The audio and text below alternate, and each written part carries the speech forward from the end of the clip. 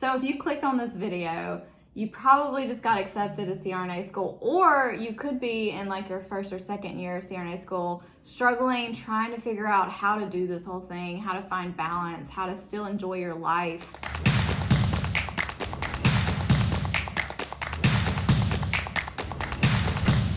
Welcome back to the Dream Team. You know it. A little life update. We went to Dubai and Maldives. We're still working on our Maldives video, but our last video was our Dubai travel vlog. If you haven't had a chance to watch, it was pretty epic. We had a blast in Dubai. So last weekend, we did a little presentation for the New England Assembly of SRNAs. And we talked about how we survived CRNA school. We put together a presentation. We thought, why not turn this into a YouTube video? And so many people were like, I wish I knew this stuff 3 years ago. We broke down 6 top tips that helped us through CRNA school. And we think that it could really help other people benefit with maintaining a school-life balance. And not only that, but it's kind of helped us transition into our full-time jobs as CRNAs. So yeah, 100%. I feel like we still use these things that we are going to talk about today. I want to give a little shout out to Bilal, I think. Bilal. He creates the dopest anesthesia swag, I think. And I feel like we don't really have any like super cool apparel in anesthesia. No, and I feel so urban. I got my chain on. I feel like, ooh, I feel cool. Make sure you subscribe to our channel. Click the like button and subscribe. Notifications. And in the comments, we would love to hear what you think. Maybe things that you have already learned, things that you do for yourself if you're an SRNA, or if you're a nurse, what are the things that you're doing to kind of get ready for CRNA school? So the first tip I have is time management. And we all know how important time management is. It's crucial to success in any type of program, whether that be an undergrad program or a graduate. So the first thing I did when I got into CRNA school, I'm pretty sure I bought this before I even started class, was get a planner. Because I'm super type A, I like to be organized, I like to put exactly like my test dates, my discussion forum due dates, holidays, everything was in my planner, and it was probably like color coded with highlighters or something. I had everything planned out so that I could, if I had a lighter week in school, I would plan to go see my family, or me and Vincent might take a road trip. That would kind of give me a little more balance. If I did have a busy week coming up with tests or assignments due, I would not plan to do any of that. Next thing I would say with time management is create a routine. And I feel like this was the hardest for me because anesthesia school is constantly changing. So like one semester you're just doing schoolwork, the next semester they start incorporating clinicals. So your routine and your schedules are constantly changing. So whenever you go from one site to the next, this macro routine is going to be slightly adjusted every time. So you're going through one clinical site to the next. Now, anesthesia is anesthesia, but things will be in different places, and things, people will start at different times, different personalities will affect you differently. And so being graceful during these moments of transition, I think, are very important. But creating the routine is going to be paramount to you being successful as these transitions come about. Another thing with time management is limit your distractions. And when I mean distractions, I'm talking about social media mainly. I remember when I was studying for boards, I actually deleted my TikTok app and Instagram because I found myself just scrolling, like I'm looking up something related to school, and then I somehow find myself on Instagram, and now you're like one cousin's cousin, and you're like 5 profiles later, you have no idea who this person is. And I think distractions are not limited to technology. I mean, Netflix and chill is a thing. The last thing with time management, I would say, is to set realistic goals. So if you're not a morning person, I wouldn't set a goal to go to the gym before clinicals. Maybe set that time for after clinicals. For me, I knew that I wasn't going to go to the gym after clinicals, so I had to go in the morning, and like there was no way around that. And I think once you start creating these routines and habits of time management during your second year, these tips that we're talking about are going to come in clutch. For tip number 2, I think it's important to simply take breaks. You have to understand that you and I, as humans, it doesn't matter if you're Einstein or you're like me who gets distracted in 7 seconds. You have to take breaks. Literature even shows that we can't really stay in a steady state of really any activity much more than 30 minutes to an hour and a half. Your productivity absolutely skyrockets, but you also have to understand that taking those breaks are part of your mental health. Yeah. Now, if you are, as we talk about work-life imbalance or school life imbalance, if all you're doing is putting all of your time into school, now you have nothing left for yourself or your family or all the things that are important during this part of your life. Our third tip is to ditch the perfectionism attitude. And I can say this because I feel like I was that student that really strived to get straight A's. If I didn't get straight A's, the world was gonna come crashing down. So I'm here to say that getting straight A's does not matter anymore. You're all on equal playing fields. I'm not saying don't try hard, don't study. You can be a high achiever. Just don't strive for perfection, because you will fail and you will let yourself down, and that comes with depression and anxiety and this constant desire to just be perfect. And I still battle with that mentality today. So perfectionism is probably one of the worst things that you could do during anesthesia school. If you hold yourself to this absolute standard of perfection, the profession in nature, in and of itself, you will fail. You will fail. You will do the perfect anesthetic and prepare in all the different ways for a patient in the case that you're going to do, and do everything right. And still your patient might not turn out with the outcomes that you particularly wanted. I mean, when I graduated, I received, what was it called? The Ron Hamra Award. So it's like the award for the highest GPA in the entire program. And I was thinking about the award when I was doing this presentation, and I was like, where is it? Like it's literally sitting in our closet. I'm gonna go just get it while you're collecting saying dust. And I'm obviously proud of myself for getting this award, but I'm just here to say that getting straight A's is absolutely not necessary in anesthesia school, and it does not dictate whether or not you're going to be a good provider. I found it. Let's see it. There it is. It has scratches on it, probably from all the times we've moved. So yeah, that's what I got for getting straight A's. But it's been in the closet. I'm proud of it. I'm proud.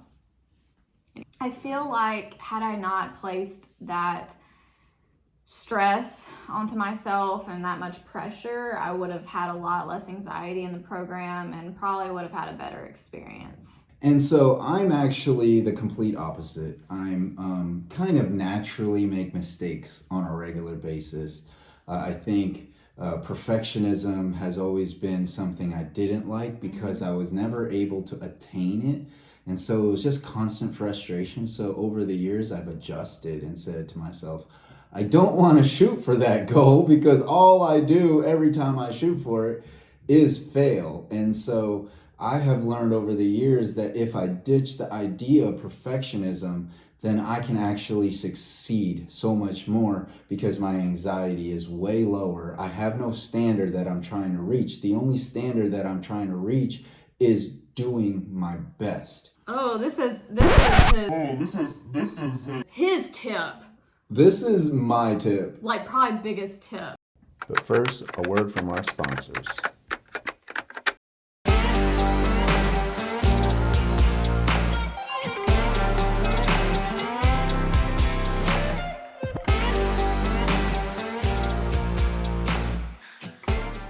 So, tip number 4 for me is get enough sleep. Boom. Sleep hygiene is so important. I feel that it is probably the most important tip of this entire video. You have to make sure that you're getting enough rest. Another thing that I want to say is that you want to make sure that you're not going to bed with a bunch of different things on your mind. Oh, yeah. Limiting your distractions, like Amber said, is not only important during the entire program, but right before you're going to sleep. So for me, I don't start using my phone or pick up my phone or continue using my phone after 6 p.m. Mm-hmm. And as I go to sleep at 8 p.m., I will make sure that I'm not using something to activate my mind, whether it's the light that hits my eyes or it's the funny TikToks that I'm watching. Or checking an email that might make you a little angry or Yes, and upset. dealing with an upset customer is always something I avoid in those later hours, because once my mind is ticking away at something, it's going to neurotically keep on festering and take away a lot of the hours of sleep that I want. Another thing is going to the gym or exercising, moving your body. I feel like doing that can really like exhaust some extra energy that you might have and can really help your sleep. So the next tip we have is to set boundaries. And basically what this means is to set like specific times where you're not studying or doing any schoolwork. So when we were in the program, we would try to set 1 to 2 hours each day, put the schoolwork away, focus on each other, watch some Netflix, decompress, go on a date, just something that's like good for your mental health or fulfills you. Spend time with your family and your friends. And then there's also boundaries between you and other people, you and yourself. Maybe you have to set boundaries with your family and say, hey, these 2 hours I'm studying and I need you to respect that time. And that can really help you be your most like productive self and efficient. Because we can so easily be pulled out of our focus and have our attention drawn towards something else.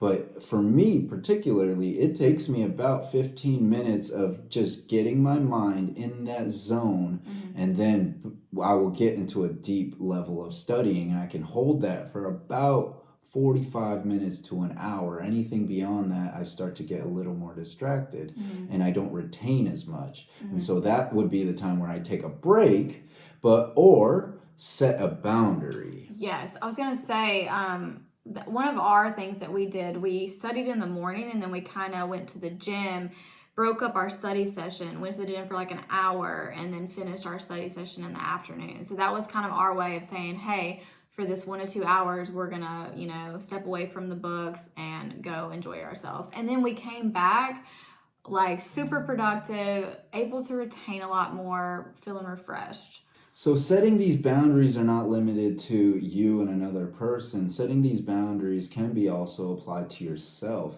We all have certain things and patterns that we have to be honest about, that we naturally do or have been pre-programmed to do from our experiences in life or our parents who have taught us that this is a certain type of way. So one example of that would be talking about Amber's earlier topic is ditching the perfectionism. Yes. Like I had to really, talk to myself and be like, do you really need to study for 2 more hours today? You feel like you know the material, but in my head, I kept saying, what if you fail? What if you fail? Like, I don't feel super confident, but like deep down, I knew the material. So I kind of had to like work through some issues that I had, my own like insecurities.